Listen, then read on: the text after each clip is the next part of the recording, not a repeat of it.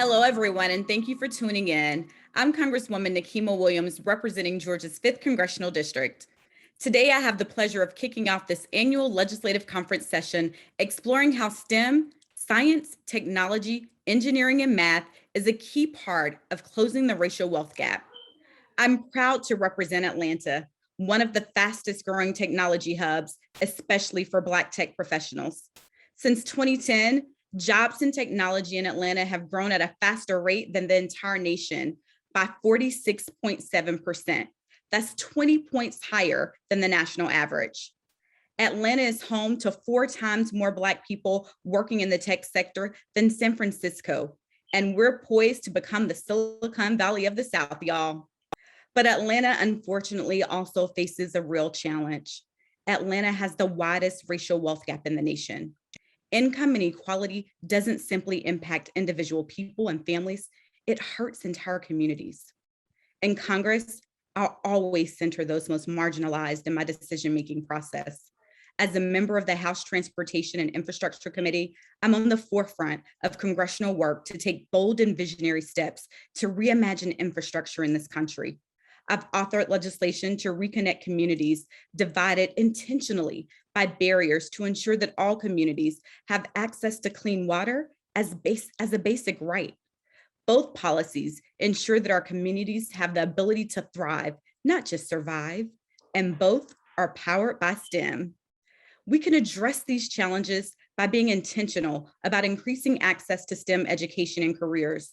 According to the US Bureau of Labor Statistics, employment projections through 2029 show that occupations in STEM are expected to grow by 8%, compared to only 3.7% for all other occupations. But it's not enough to just grow the STEM workforce. We must do so with a focus on diversity and inclusion. And for that, we can turn to our historically Black colleges and universities. Though HBCUs comprise just 3% of all colleges in the nation, they produce 24% of all Black STEM degree holders and 42% of all Black engineers. And as a proud STEM graduate of my HBCU, Talladega College, I know how essential HBCUs are for millions of Black and marginalized students in this country. HBCUs are drivers of economic mobility and have proven to lower the racial wealth gap. My district is home to the largest group of HBCUs in the nation: Spelman College, Morehouse College, Clark Atlanta University, Morris Brown College, the ITC, and Morehouse School of Medicine. These schools are anchors of our community. And while the pandemic has raged on, HBCUs have been front and center in the fight against COVID-19 through conducting research, serving as testing facilities, and even expanding to be vaccination hubs. These historic institutions both train the next generation of STEM leaders and use STEM to address systemic inequities that plague our communities. But sadly, funding and infrastructure challenges threaten the ability of HBCUs to continue cultivating that pipeline of Black STEM professionals.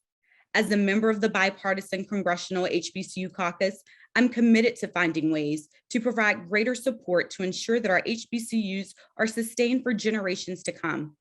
And that brings us to today's conversation. We've convened several of the brightest technology and entrepreneurship minds in the country, including several proud HBCU grads. Y'all, we're gonna talk through how we ensure that these opportunities are truly available to everyone. I'm raising a bright and curious first grader, my Carter Cakes. So my why is ensuring opportunity and access, not just for my son Carter, but for young Black children everywhere.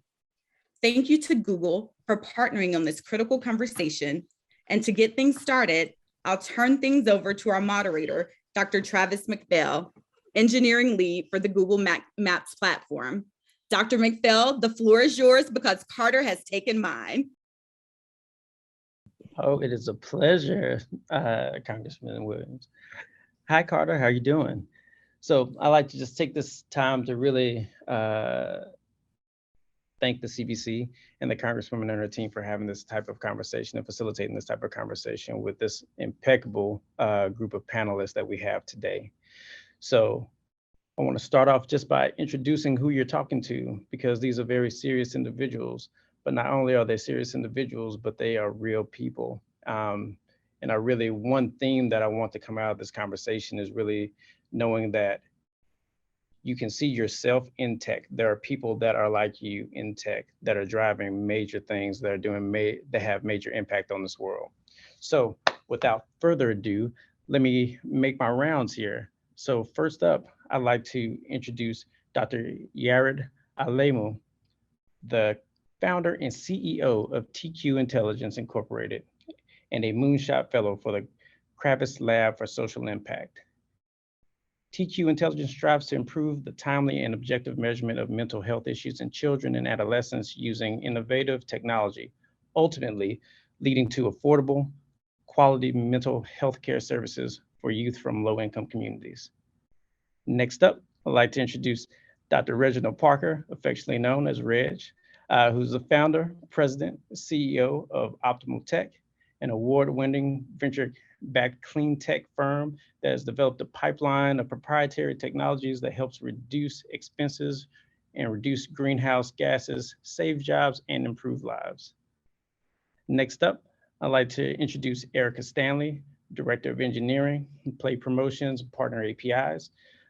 Erica is an engineering leader, community organizer, and tech diversity inclusion advocate in the Atlanta area.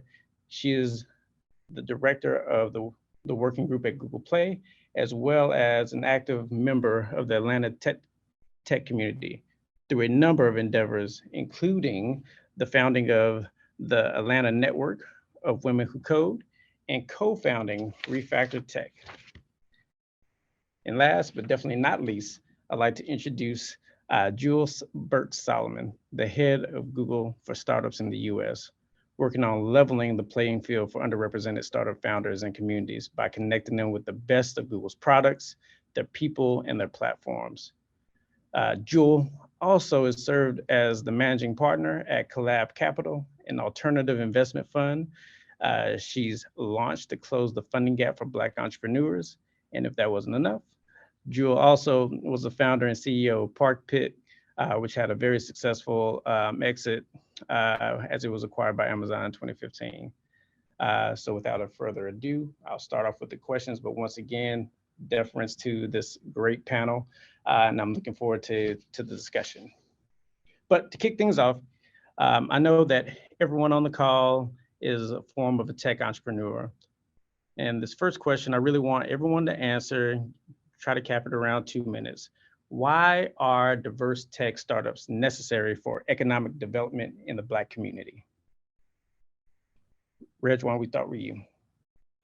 Both McKinsey as well as Business Insider has said that if we do not engage diverse founders or the African-American community, we'll leave $1 trillion on the table.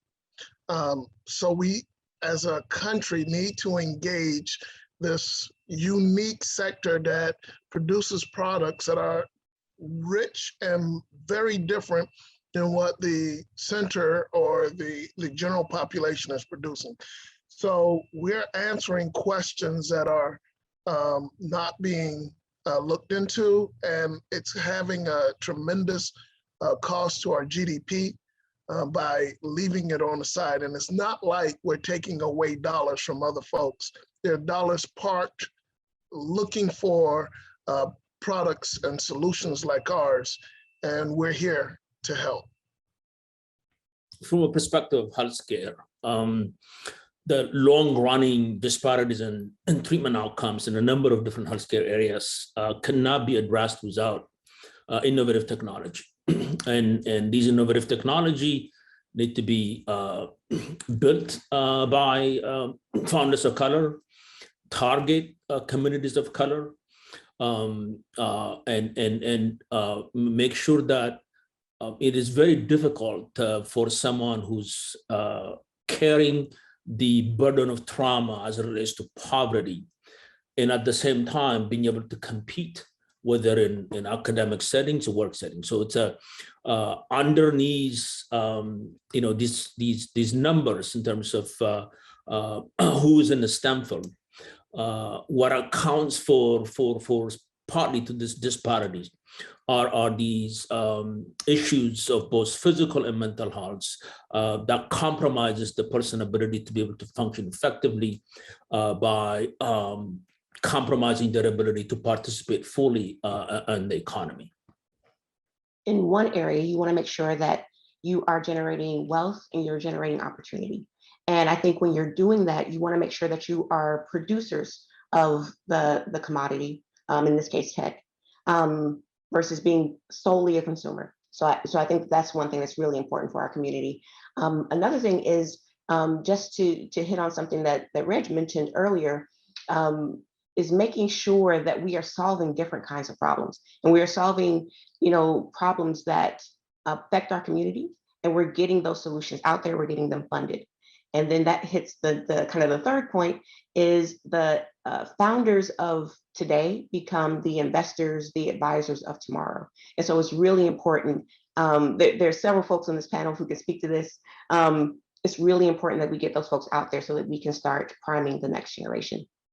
I think a lot of the things that I was thinking have already been brought up, but one thing I'll add is that, the innovation economy in this area where you can literally take an idea and code up that idea and bring it into the world presents a unique opportunity that we've never seen before, where you don't have to have a lot. Really, you need a computer. You need to be able to spread the word about what you're doing. You need to be able to do some customer discovery and make sure that there's an audience for what you're building.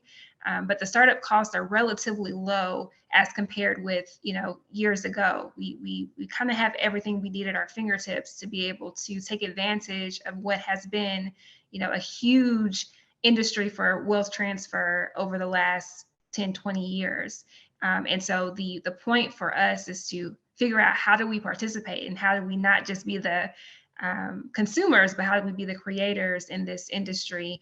And I think that we are now at this really important time where we have the ideas, we know we have the brilliance, we have the talent, and how do we capitalize all of that and move it into production and move it into building great products that people can use and that we can generate value from. And so that's the work of everyone on this panel, I think, to some capacity is how do we move from these great ideas that are in our head? We know we are, as Black folks, the most innovative, but how do we move to actually capitalize on that innovation and bring it to the perspective of creating generational wealth? Thank you for all those answers. I think it really starts to show the opportunity that's before our community. Although I'm sure that there'll be a number of people that are watching this that are familiar with the tech startup space or just getting in the STEM fields in general. There might be some that really want to gain some insight to your professional experiences. Really try to understand, hey, what does it really take to go into STEM fields? What are some of the obstacles that you might have encountered during your career thus far?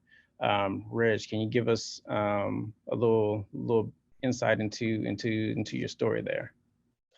You have to have a resiliency to the negative, to people telling you no, people trying to shut you out of opportunities. I remember when I wanted to do the Georgia Governor's Honors Program, I asked my teacher, my math teacher, would you nominate me? She said yes. The day after, she told me, well, I didn't nominate you. I didn't think you were ready. I said, well, I have the highest grade in calculus. I made the best score on the AP exam. Who in here did you nominate? But if you would have told me this yesterday, I would have had, this Black teacher, that Black teacher. And so what I'm finding or what I noticed is that early on, I had to just figure out how not to let somebody else define me and my future, and to figure out a way to be resilient and resistant to their negative view of who I am or I could be. it was up to me to define myself, not them. I wish I heard those words when I was coming up. I think it would have helped my journey greatly. Just also get some other perspectives here. Does anyone, maybe Erica, have any thoughts on like how big of a barrier is tech really? I think it's so much easier to get into tech now than it used to be. There's so much information out there. There's so many ways that you can learn without pain. There's so many ways that you can learn from your peers. I remember growing up, I did not have those peers. They're there now. And so there are a lot of ways to get into tech and to start making some impact. And also, you don't have to be, the sharpest, brightest, most brilliant software engineer to work in tech. There's a lot that you can do working in tech that's tech adjacent, or that is part of the process to getting something out there, getting a software project out there. You can work in product, you can work on many different sides of this. So I think a lot of folks think of becoming a software engineer as the only way to get involved. There are a lot of different ways to get involved, and they don't even always require, having certain credentials or having the most education. Reg, is one thing that I want to kind of come back to with being resilient to knows. I think you really have to have a good level of self-care and caring your mental health. Yara, do you have any sage wisdom on how to maintain one's peace and personal health as you go through your day-to-day? Unfortunately, I don't have any wisdom. It's easier for a psychologist to tell other people to change than apply the same medicine to oneself. So in being a founder, it's very difficult to be able to, especially now these days, everything in Zoom. So you keep accepting more meetings and more meetings. But, and I think one thing that is helpful to me is one, despite all this, it's kind of being grounded in family and community. And I don't have to guess why, right? So it's it could be a horrible day, but at the end of the day, I know why that is. So it's I'm a high school dropout, so we don't get fooled by this clean look and all that. That's there's a lot of noise on the background. And I have no training in coding. I mean, that's like I've never taken a computer science class. And so it's not a requirement. When I came back to school and did the other stuff, because eventually hanging out on the streets get a little bit old. So it's I think having some level of understanding, right? So this is where kind of mentors come in. So it's I was lucky enough to be around with other people that was able to kind of reflect back what I was saying and being able to kind of discover the things that are found to be meaningful, right? So if you're an immigrant, there's like three majors. It's medicine, engineering, and law, right? So when I went to psychology, that was a permission of my family. That was something that I thought that I have something that I can contribute, right?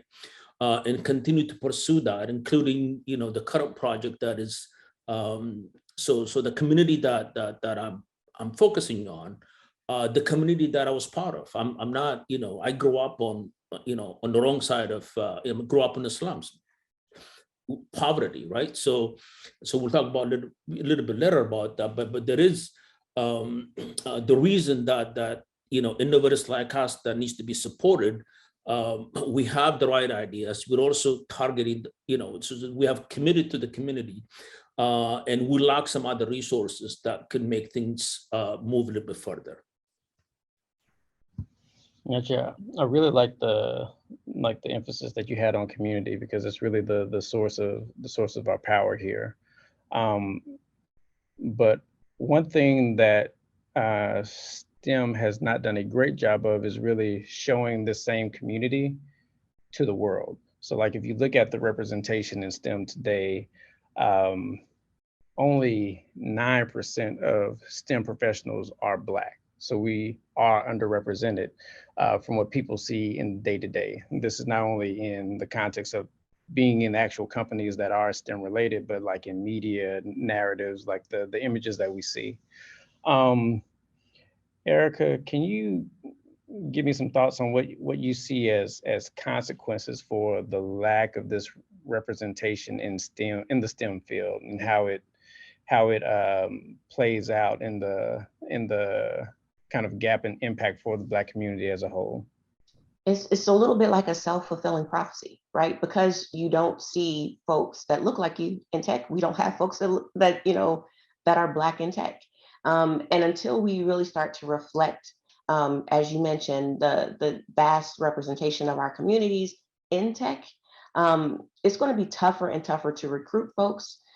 This is something that I'm seeing as someone who is looking to hire folks in tech all the time, and making sure that you already have a team that is diverse and representative and inclusive is how you get more folks from underrepresented or marginalized backgrounds. So it's absolutely something that we have to invest in so that we can have better representation for the future.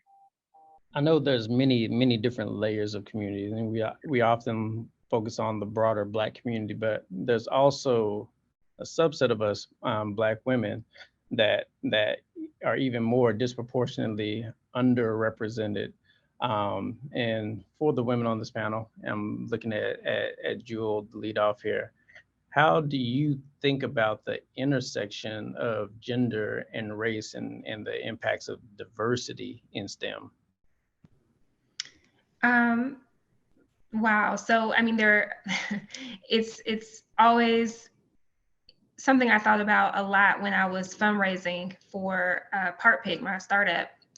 I always wondered, were people acting in the ways that they were toward me because I'm Black or because I'm a woman or some combination of both? And so I can attest personally that being a Black woman in technology is difficult. It can be, in many cases, a very lonely road. I'm so happy to see Erica on the panel because we've been, comrades in this for many years in Atlanta. But I think that one thing that I've been encouraged by is that there have been more intentional efforts around specifically reaching out to Black women and ensuring that we have an opportunity to make our mark in this industry. I think, there have been numerous efforts to say we're specifically focused on finding Black women. We're specifically focused on communities for Black women. And so that's something that is encouraging. And I think it's a trend that hopefully we can continue. But the reality is in the tech industry, for too long, there hasn't been the representation there. And to Erica's earlier point, it's really hard to enter into a room or enter into a space if you've never seen anybody do it. So my hope is now there are more models and there are folks who have really blazed trails in this space. And so, the young girls that are coming up and graduating from the HBCUs, I'm hopeful that they feel like they have a place in this industry, because I do think it certainly is a place for us. It's just a matter of us being able and brave enough to, for a little while, maybe be one of a few or the only, but then reach our hand back and make sure that we don't stay the only for long. And that's really been what I've been focused on. Is I don't like being the only or the first. That's not a mark of honor in any sense for me. It's really how many people can I bring into the room. And I think when more of us have that attitude, then we start to see things shift. We've been talking about a few topics. If you could go back and talk to the next Jewel, the next Erica, the next Yara, the next Reginald, what advice or gems would you give to them? And like, what resources do you think they could leverage to start their journeys? Right. So one of the things Jewel mentioned, which I completely agree with, is it's never fun to be the first or the only, right? But we have to be able to take that risk. We have to be able to risk being the first, say, entrepreneur in our family. We have to be able to risk going down a different path. I remember some people saying that there were only 3 paths. There was law, there was the medical field, maybe engineering. I was one of those people that was kind of, my family tried to push me down one of those paths, and I chose something different. So you have to be willing to choose something different and to build something new. If it doesn't exist, be willing to be the one to build it. I think that's going to be a thing for the foreseeable future until we really start to kind of build up the representation that we should be seeing in tech. And build a network. Jewel also mentioned there are peers and mentors and folks that can help you out there. So reach out. Start building up your own personal board of advisors to kind of see you through to the next challenge. There's so much information out there. Search it. It's out there. Whatever you're trying to build, whatever information you need, whatever tools you need, search it out. It's out there. And there are people, if there's a cost to it, or if there's some obstacle to getting access to that resource, there are folks that are waiting to help you get that access. So again, make those connections, seek out those resources. What I would say is, if you're interested in, say, either becoming an entrepreneur or getting into STEM, I would say, reach out to, folks that are doing this. And it's not hard. If you've noticed somebody speaking at this conference, speaking on this panel that said something that resonated with you, reach out to them on LinkedIn. A lot of folks are happy to share their knowledge, to share their expertise with you. So start there and then build from there. Can I jump in on that one, Travis? I just wanted to give some really specific examples of places where you can reach out for resources if you're thinking about getting into technology or just starting a business. One of the things that I've been really intentional about at Google is making sure that we have programmatic support, particularly for Black, Latinx, and veteran entrepreneurs. And actually, Reginald and Yared were both in some of the programs that we've started up. One called the Founders Academy, where we had entrepreneurs that, one, had a chance to build community with each other, which is so important. And then 2, had access to the different tools and resources that Google has to offer. And then we brought in experts that can continue to mentor and support them on their journeys. So that's really important. We also have the Google for Startups Accelerator for Black founders. And I think both Yared and Reginald have taken advantage of that as well. So there's a lot of different programs that we've stood up, and lots of other corporations have stood up to be there to support entrepreneurs, early entrepreneurs on their journeys. And then we've taken it one step further, and we established the Black Founders Fund last year, specifically to support Black entrepreneurs and make sure that they have the funding necessary to be able to grow their ventures. And so this is just 3 examples of some of the work that we're doing at Google, and that I've been really proud to steward to make sure that we're not just talking about it, we're actually providing these resources and these tools so that business owners have what they need to grow and scale. Can I just jump in quickly? So these programs that you're talking about have a multiplier effect. Let's just give you an example. We're in those 2 programs. I specialized on figuring out who in Google can help me. So not just show up for these meetings, but really find people that can actually be helpful especially in AI. So it's leveraging that. So we're able to leverage that to get, for example, the award from the National Science Foundation, which is $1 million, right? So it's not just that the support us key, but also this was very much important in terms of the progress that we can make in developing our products. One more jump in. Look, this goes out to the young people. You heard a lot of Black, the Google Black Founders Fund, the Google for Startups Accelerators, Black Founders. I have no problems being a part of that. I am Black and I love it. And when I was at MIT undergrad, I did as much Black things. I wanted an HBCU experience and a PWI, right?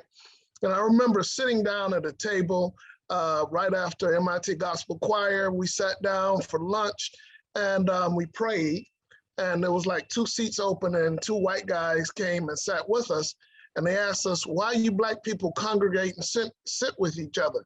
I said, look around. I said, all y'all white people congregate and sitting with each other. So you know, being a part of a Black program and being around people who make you feel comfortable and understand your journey helps you sometimes to go through the life that you're living. And so I'm proud to be part of all of the programs that I have been and am being a part of. And I love when they're designed for Blacks because our journey is different. In the spirit of jumping in, I'm gonna jump in on a few things myself. For those of you at HBCUs this year, you're gonna enter into your freshman or your sophomore year this fall. We do have at a few HBCUs actual Google presence where we have Googlers coming in to actually teach the computer science, the intro computer science curriculum and work with departments to really give a perspective on what, let's say, the companies like Google are looking into that looking for in that next wave of talent. And we've been doing this for about 6 or 7 years. I've interviewed a lot of the Googlers that go into that space. So for those that are on campus or will be on campus, if you go to the computer science department and you see a Googler in residence flyer, please take advantage and join those classes and really start to open yourself up to other opportunities that you may already know about, but you might not at the same time. But kind of moving on, like we're really talking about STEM, and one big key component in STEM is this notion of innovation. Is a very vague, high-level concept. So it can mean a lot of different things. Reg and Yared, just for like in the startup space where you're pushing new innovation into your respective spheres, how does innovation play out for you? And how do you see innovation on a broader scale play out to help close some of these racial gaps within tech and STEM? Loaded question, sorry. But before that, I just want to plug in a place for some soft skills, right? So I have a 13-year-old daughter and a 15-year-old boy. By the time they get to 25, whatever, the economy of the 21st century requires the ability to be able to work in a group setting to solve a problem, right? So not just that you have these technical abilities, but also the ability to be able to negotiate and being able to work effectively within a group context. So to your question, I mean, what we're doing is we're using voice recognition technology and AI to be able to measure the severity of the emotional behavioral disorders with children and adolescents, right? The area that we're in, this kind of a speech emotional recognition, is an emerging science, right? There are a lot of great companies that are working in that area, Google, Alexa. So it's if you look at it from the perspective of the science, it's less than 10 years old, right? So we're bringing this level of innovation, right, to address an old enemy, which is the consequence of poverty and what happened to kids that have been through poverty, right? Poverty directly attacks the person's physiology, the person's psychology. And one way to make headways in addressing that, right, requires this level of innovation because it is, decade after decade, right? People quantify these disparities in treatment outcomes, publication after publication. Unless we invent the tools to be able to identify what that is and aggressively address that, the level of poverty is not just going to continue as it is, it's probably going to get worse. Now, I grew up in Savannah, Georgia, in a Baptist church, so you are going to like this analogy. I think we should deal with innovation in the Black community like we deal with that little boy who can't sing on Easter Sunday. He gets up, he sings, everybody say, go on, child, do what you're going to do, and they support him, regardless of whether or not he can sing. And then afterwards, they say, your ministry may not be singing, it may be the usher boy. Right, but they give that child support there. And we don't do that as much in our community when it comes to STEM. We don't. And it's something that we don't understand, but you know, most of the folks who are supporting that little kid can't sing either. You don't have to understand it, you just need to support it. And we need more support. Parents, support your kid if they're good in math. It doesn't matter whether or not they're good at it, you're good at it, is they're good at it. And there's more than enough people around. Call your local HBCU, call your local National Society of Black Engineers, Nova Shea, NTA, there's an organization with a person there that will mentor that child. If you are not that person, there's a person there that will do that. So that's I see innovation. It comes through the support of the community, just like we support them to run, play football, or to sing if they can sing. If they can do math, they can do about anything, because the richest 3, 4, 5 people you can think of on earth all have a STEM background. Jared, you touched on a few things around equity, and I really think that with innovation, like it feels like we're entering this age where equity is becoming more of a science now. Where people are thinking about like equity as a science, life science. I'm curious, just thinking about the racial wealth gap in STEM, kind of to bring it close to home in Georgia. In Georgia's 5th congressional district, which includes Atlanta, if a person is born into poverty, there's just a 4% chance of them escaping poverty in their lifetime. As Atlanta continues to grow as an epicenter for technology, what role, what responsibility do you feel that tech has in the space to create these pathways of financial security, fail-safes to kind of eradicate racial and economic inequality? Yared, I want to start off with you and then bring other people ping pong as needed. So 25 years ago, the CDC and the Kaiser Foundation looked at 20,000 people and to look for, are there any experiences that are traumatic, would have impact when the person is transitioning to become an adult, right? So this is the Adverse Childhood Experiences Survey, 10 questions, the most scientific survey when it comes to quantifying how about the traumas, right? Ask the question for, do you have any history of emotional, physical, sexual abuse, parental incarceration, parental domestic violence, right? If the score is 4 or above, right? 4 or above out of 10, the person has a high likelihood that their life expectancy is going to reduce by 20 years, right? They are likely to have not just mental health, but other chronic diseases, cardiovascular illness, diabetes. And so these problems that we're talking about, poverty, right? There's nothing unique about Black people, right? So it's not like somehow we, disproportionately have these diseases, and it comes directly from these traumatic experiences. Most of them are generational, right? And so that 4% is not surprising, right? What happens in the brain in terms of trauma, right?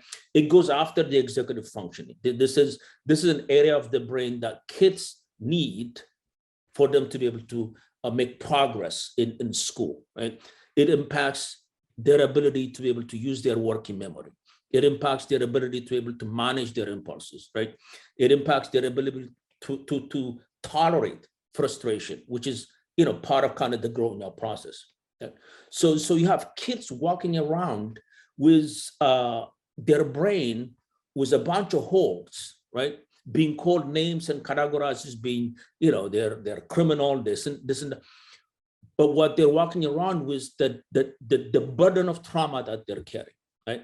So any conversation in terms of having, things moving in terms of equity, you have to address these, the kid has to eat something, right? They have to be able to have some level of safety, right? And without that, right, if we were to bypass that, right, and then we continue to have this gap in wealth and this, so the foundation of these inequalities, right, is embedded in white supremacy, right, is embedded in poverty, embedded in generational trauma.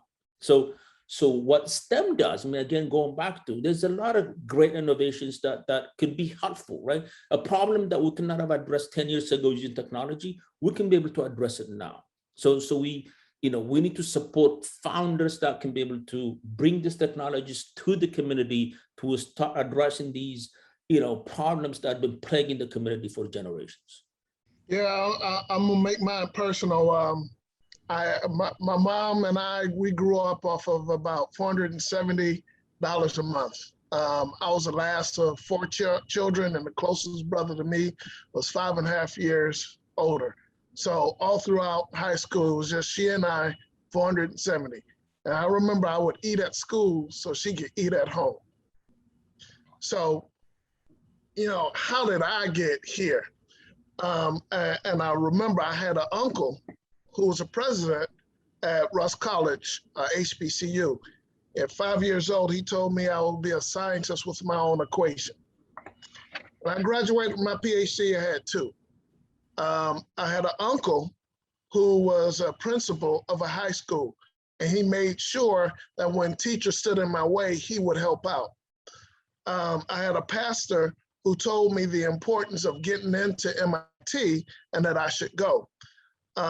So what I'm saying is that there are people like you who are, the audience, who can speak into that person who has little to no resources and give them hopes and dreams of a place that they can rise to that is beyond what they see and what they're experiencing on day to day. So, poverty is something that can hold you back if you don't have somebody who will hold you up. So I need people like me, like everybody on this panel, to find someone, reach one, teach one. And that is one of the things that will take that number up from 4 to 5 to 6%. Because I don't think that my journey was as unique. It was just, I had people around who took a little bit to change my course. And I think that's what happened to that 4%. And that 96% needs us to change their course. So each and every person on this panel, has shown a strong commitment to social justice. And there's a recurring theme that really is an underpinning in a lot of what's being discussed here. What would you like to see be done in the world of tech and STEM to address some of these racial and economic inequalities, in particular during this kind of moment of racial reckoning that the country is currently going through? But before any of you answer, I kind of want to interject one thing for me, because this topic hits me personally, because over this past year, around May, when a lot of pain was being showcased around the Black community, and how we're still, some of the trauma that we still have to deal with as a community, it really hit home for me. And I really wanted companies like Google to really kind of push for more equitable outcomes, and celebrate the work that Jewel has done during that time, but she can talk about that far better than I can. But one thing that I really wanted to push was to really have easier caveats or easier capabilities within our products, because Google has such a large bullhorn amplifier for the world's search and map infrastructure, which is in my wheelhouse, that I wanted to allow Black businesses to, one, show themselves on these large platforms so that can be leveraged as an opportunity for economic growth and development for businesses. And it's great to see that come to fruition last year, and I'm hopeful in seeing the continued fruit from that. But just using that as an example, because this technology in STEM fields has such great global reach, how do each of you feel technology companies and STEM-based companies can really close the gap here for racial, social justice, particularly, and also economic equality? First of all, Travis, I want to just commend you for the work that you did around making it easy for Black-owned businesses to identify themselves as such as we're searching for them through Google. And I want to just say that it's important to note that this wasn't, a new idea in this moment. It was something that we've thought about, years ago, but we recognize that we're in a different type of scenario and moment right now. And now is the time, or, last year, and now is the time for us to push on some of the ideas that maybe we had years back, because people are in a different headspace.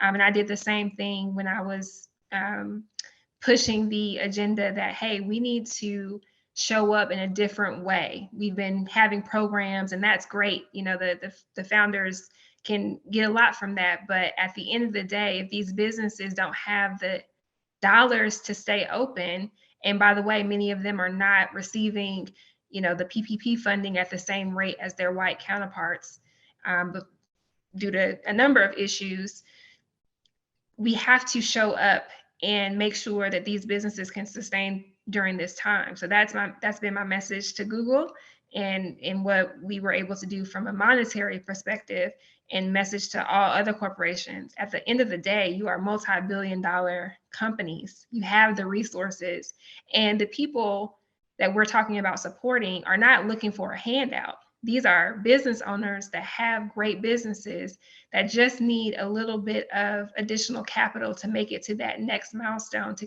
And for us to really take on that position of being catalytic capital, as Dr. Yard mentioned earlier, it's not that we have to provide it all. We just have to say, hey, we believe in what they're doing, and we want to see them win. And so that's what I think corporations can continue to do. And what I want to make sure is that they didn't just do it a one-time commitment, but that it's long-standing, understanding that this is an economic opportunity. These business owners are fully capable, when properly resourced, to build great businesses. And you're going to see the return on the investment tenfold.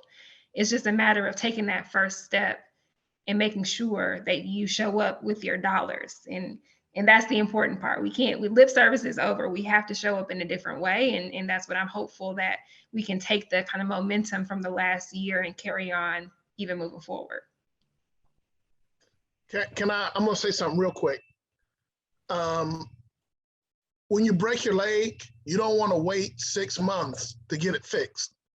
So when the trauma started happening, Google stepped up and quickly moved and did that. There are several other organizations of similar size that are still trying to figure out what they're going to do. And they don't realize they're causing more trauma. They're allowing that leg to be broken too long. So if you're going to do something, do it. Because, we're your customers, and we can't be your customers if we're not around. We're closing out on this discussion. It goes by so fast, and we never can get to most of the things that we should be able to talk about. But I really would like to, once again, thank you all for just the discussion, and an honor to just share the time with you. And with that, I'd like to pass things back over to Congresswoman Nikema Williams. Thank for you a few so much, remarks. Dr. McPhail. And y'all, I was getting into the conversation as well, and I wanted to hear more about the social justice connection and the work that tech is doing to make sure that we are using this moment, this unique moment in our nation's history, to move us all forward. And so thank you to all of our panelists this evening. This has been a really rich conversation. As important as STEM is to closing the racial wealth gap, STEM is also key to eliminating many of the systemic inequities that our communities face. So thank you again to our panelists who joined us today. Y'all truly embody the spirit of this year's conference theme: Black excellence unparalleled, pressing onward in power. Thank y'all.